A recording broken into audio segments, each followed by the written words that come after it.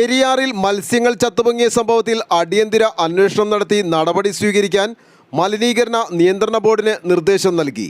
ജില്ലാ കളക്ടർ വിളിച്ചു ചേർത്ത ബന്ധപ്പെട്ട ഉദ്യോഗസ്ഥരുടെ അടിയന്തര യോഗത്തിലാണ് ഈ നിർദ്ദേശം. ഇതുകൂടാതെ സംഭവത്തെക്കുറിച്ച് വിശദമായ അന്വേഷണം നടത്താൻ ഫോർട്ട് കൊച്ചി സബ് കളക്ടറുടെ നേതൃത്വത്തിൽ മലിനീകരണ നിയന്ത്രണ ബോർഡ്, ഇറിഗേഷൻ, വ്യവസായ വകുപ്പ്, ആരോഗ്യവകുപ്പ്, വാട്ടർ അതോറിറ്റി, ഫിഷറീസ് എന്നീ വകുപ്പ് പ്രതിനിധികളെ ഉൾപ്പെടുത്തി ഒരു കമ്മിറ്റി രൂപീകരിച്ചു. കമ്മിറ്റി ഒരാഴ്ചയ്ക്കകം ജില്ലാ കളക്ടർക്ക് റിപ്പോർട്ട് സമർപ്പിക്കും. മഴ മൂലം പാതാളം റെഗുലേറ്റർ ബ്രിഡ്ജിൻ്റെ ഷട്ടറുകൾ തുറന്നതിനാൽ ഉപ്പുവെള്ളവുമായി ചേർന്ന് ജലത്തിൽ ഓക്സിജൻ്റെ അളവ് പെട്ടെന്ന് ഗണ്യമായി കുറഞ്ഞ സാഹചര്യത്തിലാകാം മത്സ്യങ്ങൾ ചത്തുപൊങ്ങാനിടയായതെന്നാണ് മലിനീകരണ നിയന്ത്രണ ബോർഡ് ഉദ്യോഗസ്ഥരുടെ പ്രാഥമിക നിഗമനം.